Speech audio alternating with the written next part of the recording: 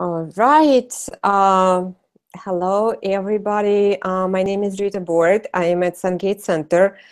And as usual, I love to introduce you to amazing people around us. They might be young or old, but they all have something behind the story. Everyone has a story that resonates with us. And this young lady who I'm going to be talking today, um, the way she works, the way she live resonate with me so much that I decided I need to talk to her and introduce her to everybody so more people know about her. My guest today is Emily Mayberry. Just because she is working with women and I am as a health coach also working with women, it's so important for us ladies to feel our feminine energy, and whatever happened to us should not be affecting us as much. And so to my guest, Emily is a shamanic practitioner and energy worker, and she's also working very close with physical medicine of the earth, and that's so resonate with me also.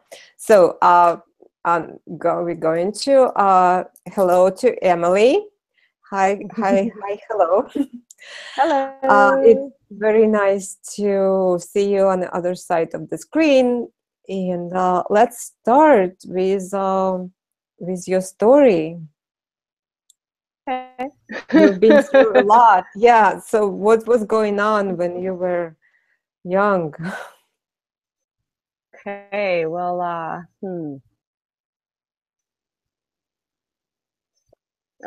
find that a lot of people who come into the similar path are on, which is this holds within them. It's just I tend to be focusing more on it in this life, which is the healer, the mystic, or shaman. For these people who kind of dive deeper and varying different degrees of intense experiences, maybe near death, just trials and things we go in our life that are nights of the soul, and pretty much you need to be able to go to these depths and experience these deep emotions, things like despair, so that when we come into a space with someone who needs help and who needs healing, I can sit with them. I've been there, so I can be there with them. I can better hold space because I've been in that space. And better yet, utilized and transmuted that energy self and move forward on my path. And then almost an anchor of that experience for them to come meet me there. And I'm like, hey, you can come here too. I was, like many people, a sensitive child and pretty outrageous as a kid, and had a lot of energy and a lot of just things that the society didn't really, that I grew up in. I grew up in a suburban area, and so are wonderful, but I don't think they were really equipped to be able to have a child like me. Best, but they didn't have the manual. And I faced some challenges, didn't really know how to place these intense emotions. I could pick up on things from people. I would see spirits easily, and they'd come to me. I'd kind of almost draw them, and had some things here and there that kind of helped me understand and conceptualize it, but not really much. I mostly was on my own for a bit there. Some intense things come up in my life, and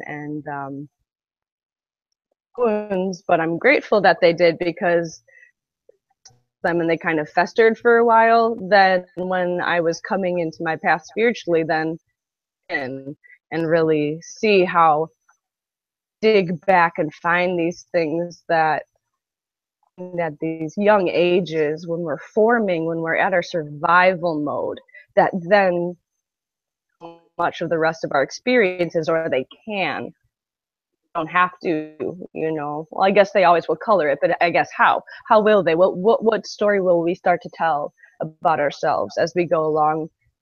Either will help empower us to move forward, or get stuck, you know, which both serve, but it's between the two.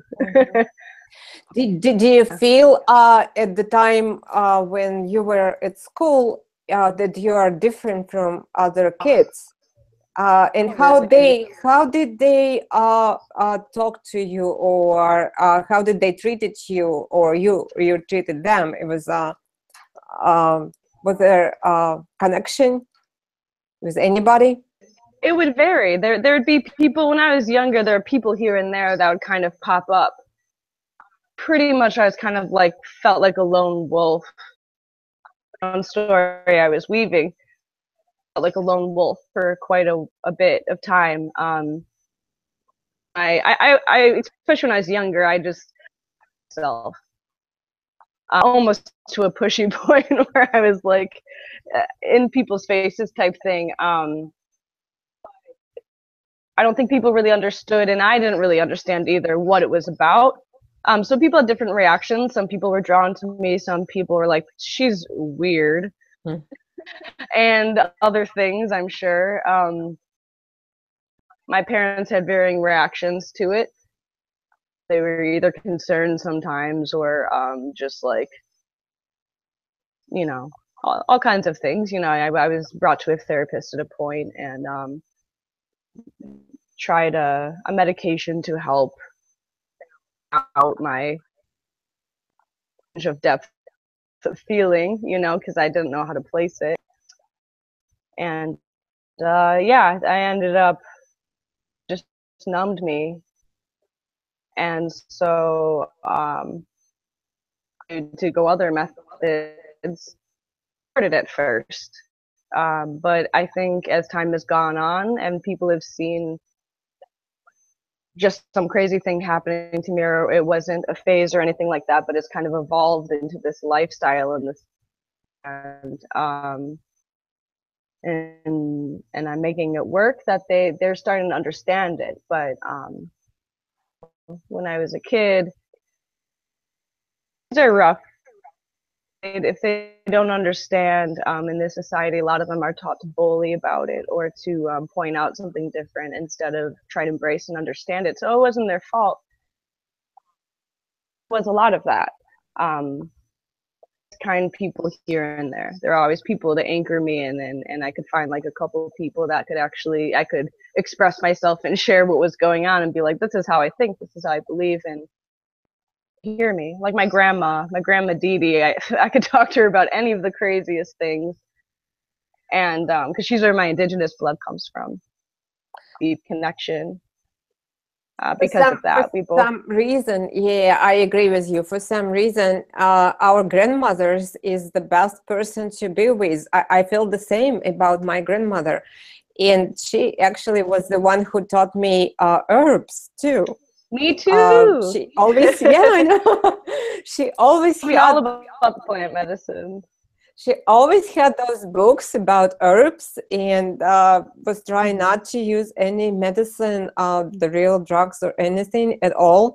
And always, she was always showing recipes from that herbal book, so I can use too. It was very amazing. And we had a garden. We had a interesting, huge garden. So yeah, I was trying to take care of. Had a garden. Madison for a lot of when I was in my, when we had a lot of the time together. She lived up in Madison, Wisconsin, and she always had a garden. And that was where the stories would emerge, because I was always helping everyone garden. I was, my aunt, like if she was planting flowers, from the time I could walk, I was like wanted to be in the dirt, finding bugs. I've always loved soil. I still do. Still a huge gardener. Tell me these stories, and this is where she first started kind of sowing these seeds and telling me the things that her mother had taught her, Emily, who I'm named after, and she's indigenous blood came in. She was the child that brought that into our bloodline. So she would tell me the things she taught her about how to talk to plants and how to talk to the animals and things like that, and just different nice little lessons about it, and that kind of pertain to life and plants and times. And Great, super. There was an amazing, touching story that you share with me some time ago. Would you go back to that time and tell us what happened at your college years, and what brought you from that story to the current moment? I know it's meant a lot to you. Yeah, that's a good segue. Good job. So, I went to Northern Illinois University, Illinois, and I went there because of my grandmother. Actually, because Emily, her mother, who I'm named after, did that university when it was a women's teaching school university. It was not a full-fledged university yet. It's cool because if you look at a picture she's by a building called the Castle, surrounded by fields. There's nothing around it for miles, but if you go there nowadays, it's completely developed. And so, to me, this back and forth that the school has brought me, and then university and going to school there. It was, I believe, my sophomore year, but it's kind of fuzzy now. But I'm pretty sure it's my sophomore year. I'd have to fact check myself though. And it was Halloween, or not Halloween, wrong one, February. It was February 14th, and I was walking to class, and skinny and had on a dark trench coat that was slung over his shoulder, but like it didn't have a guitar in it. It had stuff in it, but it was limp, so it was just weird. And energy all around him, a field of it, really. And as he passed me, I felt it. At the time, I was still developing my intuition and my trust in my intuition, I should say. I was developing my trust in my intuition and my abilities to sense and to like more understand what's going on and what I'm feeling. I just had started tapping into those abilities because I had only recently been able to use meditation to like down, start to examine my emotions. So I like, oh wow, that guy feels really intense. I was like, Emily, don't judge him. He's probably just having a bad day, because I had gotten I was almost sickened to my stomach by it. And I was like, oh, I'm being too harsh type thing. But at him later, inadvertently, after class, he was just having a lot of ill intention. He happened to be the person who would later in that day and decide to do a school shooting, a mass shooting there. And incidents unfolded, particularly. And that, so that's how I cut through to go to this one class. And that's where it was in the Cole Hall building. It's in the middle hallway. I cut through to go into Revis because I was an English major. And testing it, like I had just gotten past the threshold, and thresholds are so big to me now. I lead a lot of rites of passage, and it's really important to me to bring it back. So like I cross the threshold, and he's standing on the other side of the door, almost a mirror image of me. I'm walking this way, he's facing this way. And I just kind of remember looking at the door in disbelief, being like, what? It did not compute. This was not in my expectations of experiences. I was like, what is going on here? But I'm hearing noises, I'm hearing people, I'm hearing things that I can identify. So like look back and see the girl that I had held the door open for all of her things in there. She had this big stack of papers. They were falling in slow motion and kind of beautiful in a way, but for some reason seeing that snapped me out of it. And I like saw her mouthing something at me and I couldn't hear her, but I was like, she's probably telling me to run.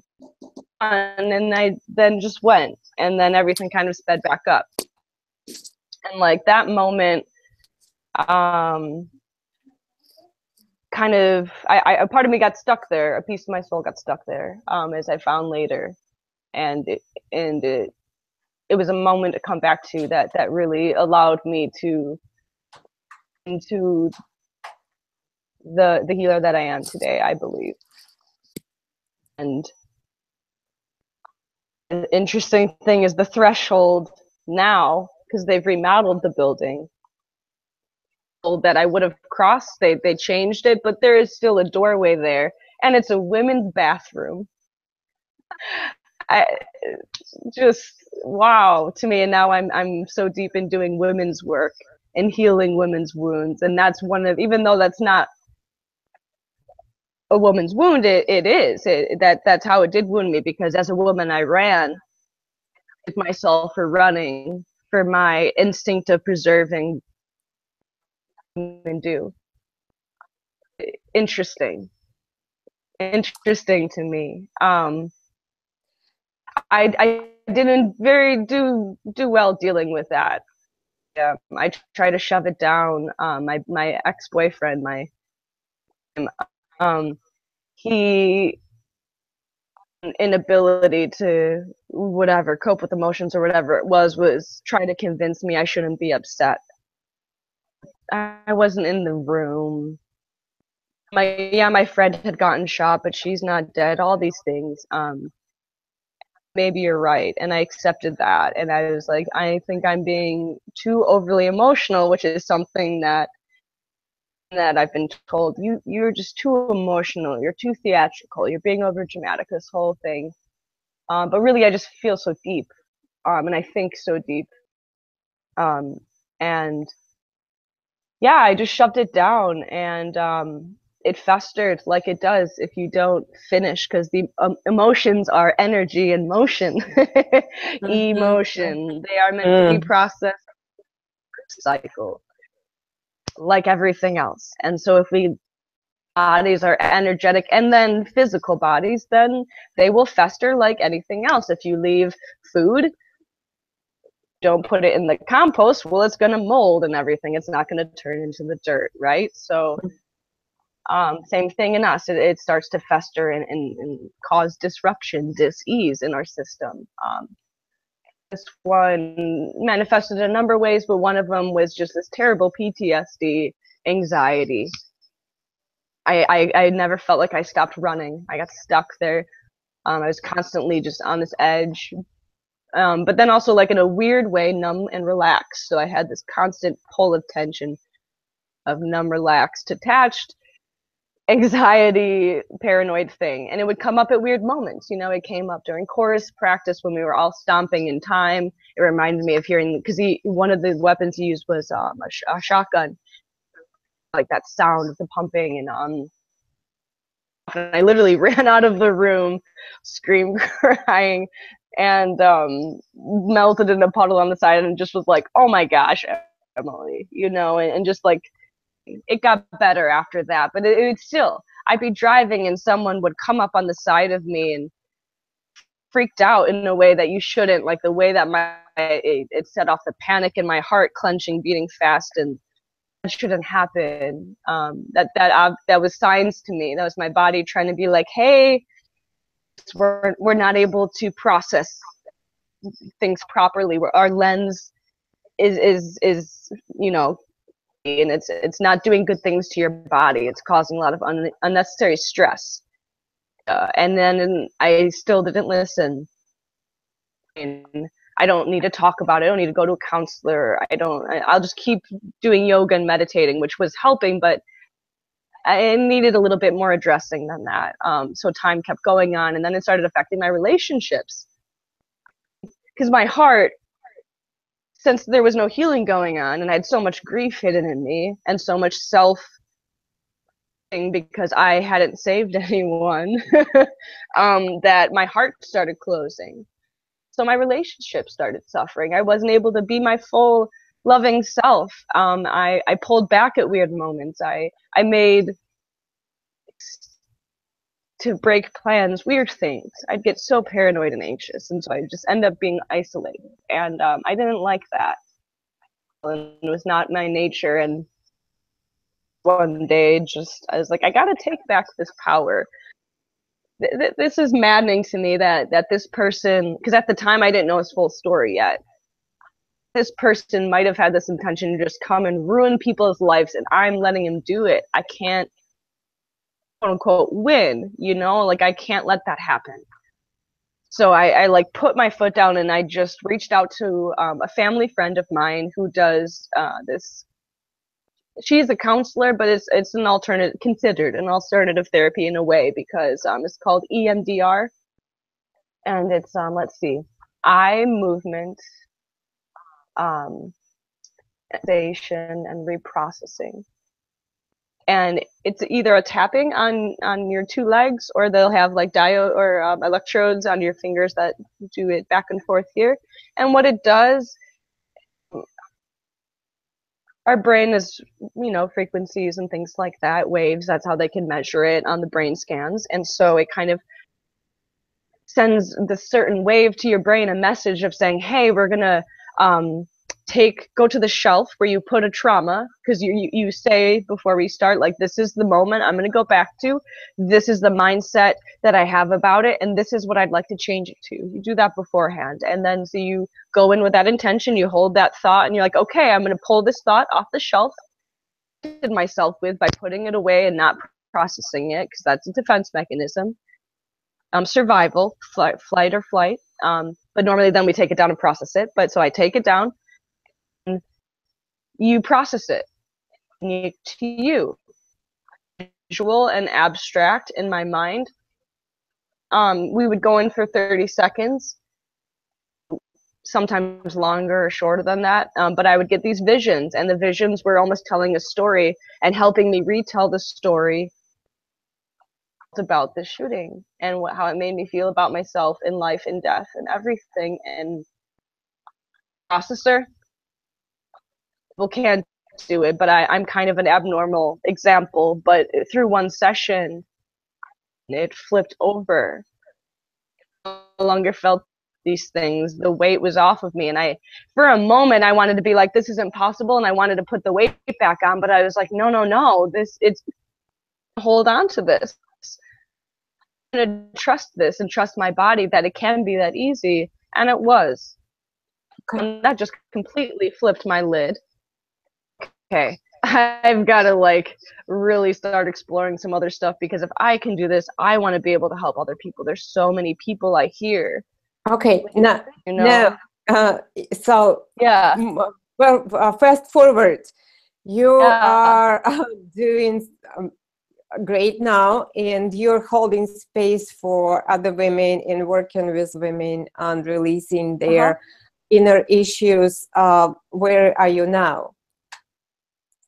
I have process of healing that wound. I was given opportunities to be in women's magazines, 2 different women's magazines, Cosmo and Teen Vogue, because I had been interviewed about my kind of different way of viewing it, because it changed my whole view on shootings and how we need to focus more on healing the people who cause these, because they're obviously isolated and not well. And how instead of being a victim and focusing on all of that, you can use it as an empowerment thing. And that led me to go into women empowerment, because I also have issues in my reproductive area. I've had some cysts and things like that, not ovarian, but cysts. And motivate me and get me in this mindset of sharing. And so how I've taken it is now I help my other sisters. I mean, I do workshops for everyone, but for some reason right now, maybe it's with this feminine rising we're all feeling and talking about, I feel amongst all of my wonderful activities I do, make sure I have this vein that I'm taking care of and constantly understanding of women work and of bringing all this knowledge of what I went through with my reproductive system. I go so deep,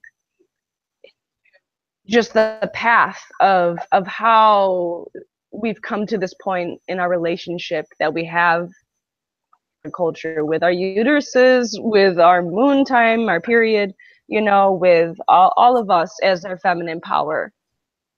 Incredible to see if you look at the long narrative from the right sources. And then also just the priestess of the moon, the cycles of the moon, and the moon in your womb, and the waters in your womb, and woman has that power. We're all magical, and we all use it in different ways because that's what we need to be doing. But I'm inspired to help everyone tap into that and find the right relation with themselves and with that sacred part of them, which is the womb. The womb is creation, most utter, form. That's where it all comes from. That's a very sacred place, and we get to tap into that and really nurture it. And I just love flipping the narrative on that. That's great. That's why, yeah.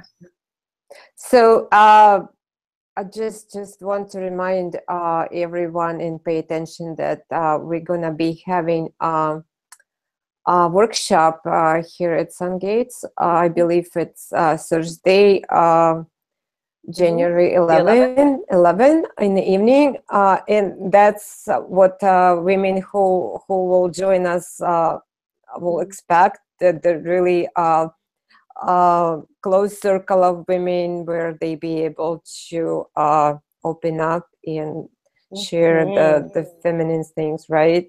What can you tell those who will be able to join us? Sure, absolutely. I'd love to. So for this particular one, since this is the first offering I'll be doing in this area, it's going to kind of be a introduction diving into this space in this area for me. So I'll be just offering up in the beginning just like some of the wisdom that I have, that I've been taught and it's been passed down to me about wombs, the magic of our wombs, just some light information about moon cycles and different offerings you can integrate into your life to help if you have periods, if you have mood swings, if you just are feeling juicy and you want to get more in touch with your goddess self. There's a lot of different opportunity there, and I just love sharing knowledge. And of course, it'll be interactive. So if you have any like to bring up, that always will be available. I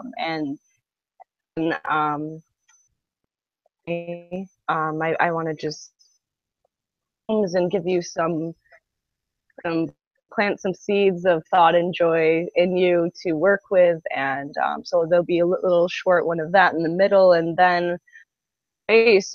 I'm a council holder. It's something I hold really dear to my heart, and I kind of do it everywhere I go. But I like to hold formal council too, where we'll sit in a circle and I'll put some kind of light and cute little for all of us to feel special about, and we'll open up the space. And but I do have some prompts of things we can talk about and weave with, and circle wants, but a time to hold hearts to each other, to remind and bring back this time of trust between women, and that we can share the deepest, darkest parts and be held so lovingly and so healing that experience. And I love creating that space. So Thank you.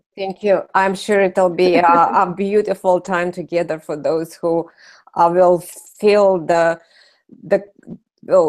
click that for them to come over and join the circle. Little call, right? Exactly. Since the new year is coming, is there anything you want to say to our listeners for the new year, the 2018? What what to expect, or what are your wishes for yourself or another? I'm personally very excited about 2018 for like a million reasons, but this past year in Chinese astrology was the fire rooster. Let's like figure out what no longer serves us, kind of intensity, putting things under the microscope. But I don't know about everyone else. I'm ready to move on. And so this upcoming year, the first new moon of the year so it'll be, I think, February 5th or 6th, something around there. An earth dog, I mean, just like the sound of it, that's like the earth, the element of earth, you know, very calming, solid, building, potential to start new and to actually make progress forward in our dreams and to really do the physical work to make it happen. It's this time, and it's also going to be in Capricorn for 2 years and that type of astrology. So we have this time coming up to really like we've been putting down, we've been organizing and dreaming and maybe stagnating even. Great us to really in this winter complete this death, put down what we're ready to put down, and to work in our good work. And that's exciting to me, and I'm really looking forward to it. And for me personally, a lot of beautiful things are aligning out of nowhere, and I encourage everyone to stay positive, keep your mind right and focused on the things you want to create. Fear, and I promise it will be just a beautiful year for everyone. That sounds amazing. The earth, the way you just said, the earth dog is so resonating with me. I am my earth sign also, so I just realized that the coming year will be the most beautiful year ever. And we wish you and everyone amazing new year, and exactly keep positive, keep working, keep acting on your plans, and everything will come. Thank you, Emily, for joining us today, and Happy New Year. And I'll see you, and we'll see everybody on January 11th here at SunGates at 7 p.m. to close the circle of amazing women. Thank you. Okay. All right. Thank you. Thank you. Thank you so much. Bye-bye.